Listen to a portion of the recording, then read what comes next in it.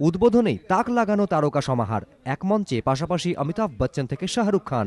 স্বাভাবিক কারণেই জাঁকজমকে অষ্টাদশ কলকাতা আন্তর্জাতিক চলচ্চিত্র উৎসবের উদ্বোধন নজর কেড়েছিল সংস্কৃতি মহলের। 7 দিনের মাথায় সেই সুর যেন কোথাও একটা কেটে গেল যখন আন্তর্জাতিক চলচ্চিত্র উৎসবে আমন্ত্রিত বিদেশি পরিচালকই তার বিড়ম্বনার ক্ষোভ উগরে দিলেন আয়োজকদের বিরুদ্ধে।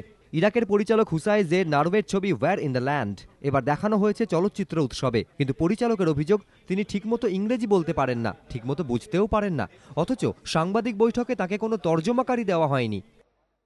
Yesterday, this press conference, I speak little Persian and a little Kurdish and a little English. Why? Because we don't have any person for translator speak me. But I think all people is there don't understand word me. দর্শকদের কথাতেও আশাভঙ্গের সুর।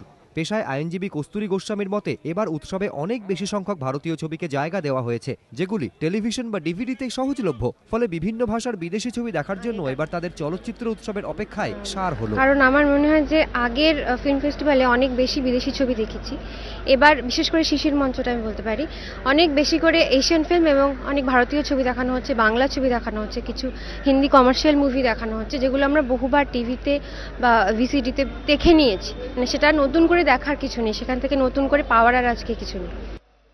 যে গাম্ভীর্য কলকাতা চলচ্চিত্র উৎসবের পরিচিত অঙ্গ, প্রশ্ন উঠেছে তা নিয়েও।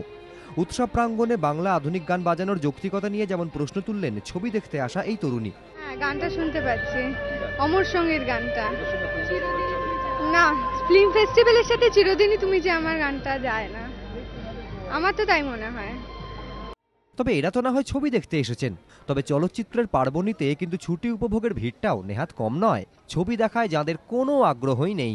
আমি এইখানে জাস্ট ঘুরতে এসেছি, আজকে ফিল্ম ফেস্টিভ্যাল চলছে, তো আমি কোনো বই দেখা প্ল্যান করিনি, কিন্তু জাস্ট ঘুরতে এসেছি। চলচ্চিত্র উৎসবের উদ্বোধনের পরেই তার চিরাচরিত গাম্ভীর্য নিয়ে প্রশ্ন তুলেছিলেন অভিনেতা সৌমিত্র চট্টোপাধ্যায়, কিন্তু এবার উৎসবে আমন্ত্রিত পরিচালক থেকে তরুণ প্রজন্মের অভিযোগ সরকারের স্বস্তি খানিকটা কাড়বে বলেই মনে করছে সংশ্লিষ্ট মহল। কৃষ্ণেন্দু অধিকারী, এবিপি আনন্দ, কলকাতা।